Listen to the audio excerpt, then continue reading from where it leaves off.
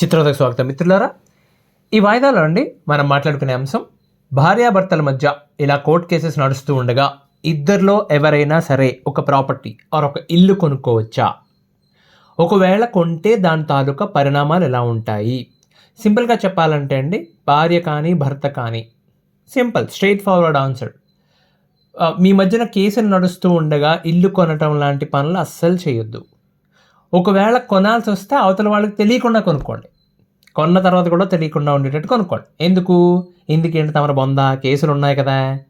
మరి అలా తెలియకుండా కొనటం తప్పు కాదా, ఇలా దాచిపెట్టడం తప్పే కదా అంటే చట్టం ఏం చెప్తోంది? మీ కష్టార్జితం మీ ఇష్టం, దాని మీద సర్వహక్కులు మీవే. కాబట్టి చట్ట ప్రకారం మీరు ఇల్లు కొనుక్కోవచ్చు, కారు కొనుక్కోవచ్చు, అన్నీ కొనుక్కోవచ్చు. అందులో ఎటువంటి ఇబ్బంది లేదు. కానీ దాని ఇంపాక్ట్ ఏంటి తెలియకుండా అట్లాంటి పని చేయొద్దు. ఇంపాక్ట్ ఏంటో చూద్దాం.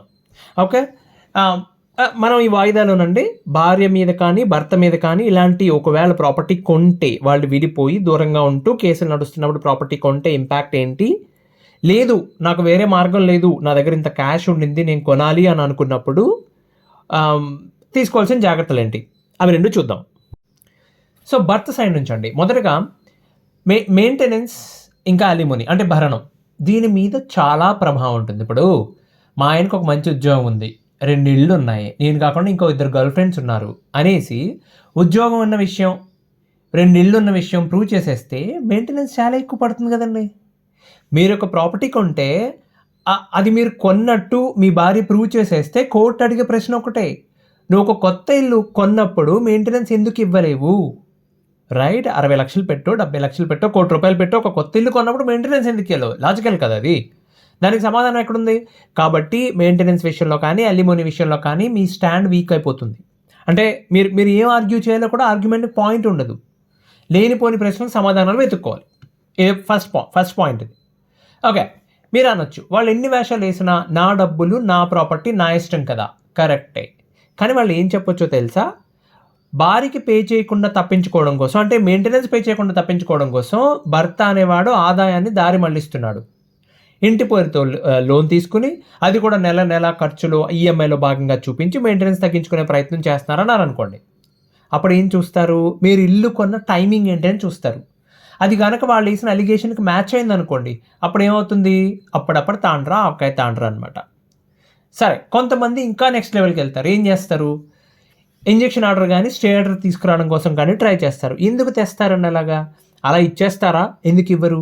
ఇప్పుడు మీకు మీ భార్యకి ఇద్దరు కలిసి ఉన్నప్పుడు ఏదో మనీ ట్రాన్సాక్షన్ జరిగింది అనుకోండి, అది కూడా కాదు, జస్ట్ ఆవిడ అలా వచ్చి మా ఆయన ఇల్లు కొనుక్కున్నాడు, అందులో నా డబ్బులు కూడా ఉన్నాయి అని చిన్న పిటిషన్ ఇస్తారనుకోండి, ప్రూవ్ చేయడానికి టైం పడుతుంది కదా.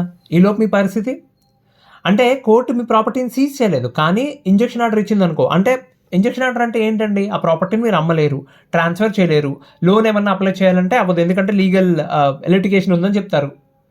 ఇవన్నీ జరిగాయండి. ఇప్పుడు ఒక కేసులో భార్య సైడ్ నుంచి భర్తకి మనీ ట్రాన్స్ఫర్ జరిగింది, అది క్లియర్గా ఎవిడెన్స్ ఉంది, వాళ్ళిద్దరు కలిసి ఉన్నప్పుడు జరిగిన ఇన్సిడెంట్ అది. అంటే భార్య అకౌంట్ నుంచి కొంత అమౌంట్ భర్తకి వెళ్ళాయి, తర్వాత కొన్నాళ్ళకి వాళ్ళిద్దరు గొడవ పడ్డారు, కేసులు అయ్యాయి.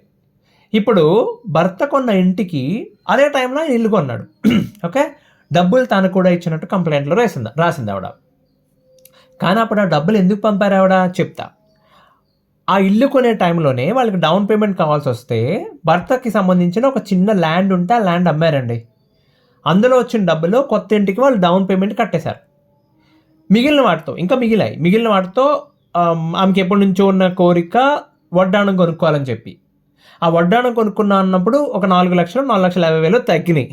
ఓకే, నా దగ్గర ఉన్నాయి, నా శాలరీలో నేను దాచుకున్నాను, నేను ఇస్తానని చెప్పి ఆవిడ పంపించారు.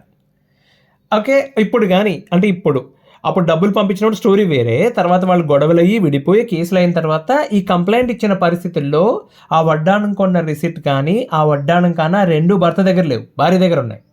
కానీ కంప్లైంట్లో ఏం రాసింది ఆవిడ? అసలు వడ్డాణం మ్యాటర్ లేదు దాంట్లో, వాడు సింపుల్గా ఇల్లు కొనుక్కున్నాడు, నేను డబ్బులు ఇచ్చానని రాసింది. అఫ్కోర్స్ తర్వాత ఆ ల్యాండ్ అమ్మడం, దాని ట్రాన్సాక్షన్, దాని నుండి వచ్చిన డబ్బులతో బంగారం కొనడం, ఇవన్నీ మనీ ట్రయల్లో ప్రూవ్ చేసుకుని ఎక్కడెక్కడెక్కడి నుంచో పట్టురావాల్సి వచ్చింది. వాడు చాలా కష్టపడ్డాడు దానికి. అందుకే అంటున్నా, అదేదో ముందే జాగ్రత్త పడితే ఒళ్ళు దగ్గర పెట్టుకుని జాగ్రత్తగా ఉంటుంది. అయిపోలేదు, ఇంకా చిక్కులు ఉన్నాయి. ఇప్పుడు మీరు ఇల్లు కొన్నారు, అవి పూర్తిగా మీ డబ్బులే, కానీ మీ భార్య వచ్చి ఆవిడ డబ్బులు కూడా ఉన్నాయి. భార్య అనే కాదు, ఇప్పుడు భార్య కొంటే భర్త వచ్చి ఓకే దాంట్లో నా డబ్బులు కూడా ఉన్నాయి దాంట్లో అన్నారనుకో, మీ ఇద్దరం కలిసి ఉన్నప్పుడు మీ ఇద్దరం కలిసి పోగేసుకున్న డబ్బులు ఉన్నాయి దాంట్లో అన్నారనుకోండి, చిన్న పిటిషన్ వేశారనుకోండి, ఓకే. సో అప్పుడు ఏం చేస్తారండి? ఫస్ట్ అడిగేది ఏంటి అంటే, నువ్వు ఇల్లు కొన్నావు కదా, ఈ ప్రాసెస్లో మీ ఇన్కమ్ సోర్స్ ఏంటని క్లియర్గా చూపించాలి, అవునా? అంటే డౌన్ పేమెంట్ కోసం ఎక్కడన్నా ఏదన్నా అమ్మారా? ఒకవేళ అమ్మి దాంట్లో డబ్బులు వచ్చి ఉంటే దానికి ఇన్కమ్ ట్యాక్స్ కట్టారా?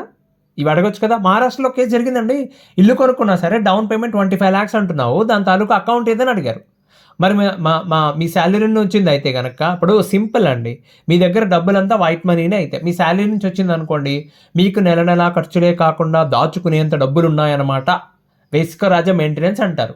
లేదు శాలరీ నుంచి రాలేదన్నారనుకోండి, మరి ఎక్కడి నుంచి వచ్చింది, దానికి ట్యాక్స్ కట్టావా అంటారు. ఏడిపిద్దాం అనుకుంటే 100 మార్గాలండి, అక్కడితో అయిపోలేదు, ఇంకా ఉంది. ఈ ప్రాసెస్లో ఎమోషనల్ డ్యామేజ్ చాలా గట్టిగా జరుగుతుంది. సింపుల్, జస్ట్ ఇమాజిన్, మీరు అప్పుడే ఒక ఇల్లు కట్టుకున్నారు, సరే గొడవలు ఎలాగో జరుగుతున్నాయి, అది ఇంకొక 1-2 yearsలో విడిపోతారు, అర్థమైంది. ఆల్రెడీ 4-5 ఏళ్ళ నుంచి పోరాడుతున్నారు, సన్నగా వచ్చి మీ ప్రాపర్టీలో తనకు కూడా షేర్ ఉందని చిన్న పిటిషన్ వేశారు అవతల పక్కళ్ళు, ఓకే. అప్పుడు మీరు పడే టెన్షను, ఆ ప్రాసెస్, ఎవిడెన్స్ కోసం మీరు పెట్టే పరుగులు, అడ్వకేట్ ఏమంటారు, అట్లాంటి పని చేశారేంటి సార్, 4 రోజులు ఆకపోయారా అంటారు. వాళ్ళదేం పోయింది, సింపుల్గా అంటారు.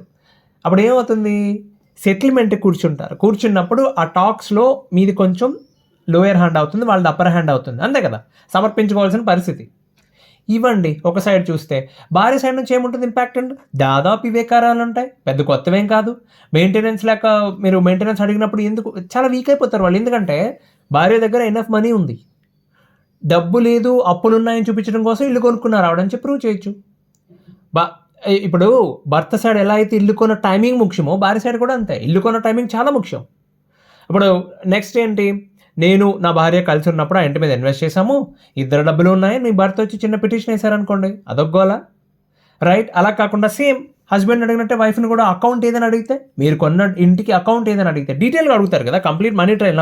నాకు నేను ఫస్ట్ డౌన్ పేమెంట్ పే చేశాను, తర్వాత ఈఎంఐ కడుతున్నాను, ఇంటి వాల్యూ ఇది, ఇదిగో రిజిస్ట్రేషన్ ఇది, ఇదంతా చూపించాల్సి వస్తే మీరు అప్పుడు ఏమవుతుంది, మీ ఇన్కమ్ ఏంటి, మీకు ఇన్కమ్ సోర్స్ ఏంటి, మీరు ఇయర్లీ ఎంత ట్యాక్స్ కడుతున్నారు, మీ పిఎఫ్ ఎంత కట్ అవుతుంది, రైట్, టేక్ హోమ్ శాలరీ ఎంత క్లియర్గా తెలిసిపోతుంది కోర్టు. కావునా మెయింటెనెన్స్ ఎందుకమ్మా అంటారు, అవునా? అంటే చివరికి తేలింది ఏంటి, భార్య అయినను భర్త అయినను మీ మధ్య లీగల్ ఫైట్ నడుస్తున్నప్పుడు ఇలాంటి ప్రాపర్టీస్ కొనడం అంత మంచి విషయం కాదు. అయినా సరే, అన్నీ తెలిసైనా సరే మేము కొంటాం అని చెప్పి డిసైడ్ అయితే ఎలాంటి జాగ్రత్తలు తీసుకోవాలి. First and very very important విషయం, ఫైనాన్షియల్ ట్రాన్స్పరెన్సీ.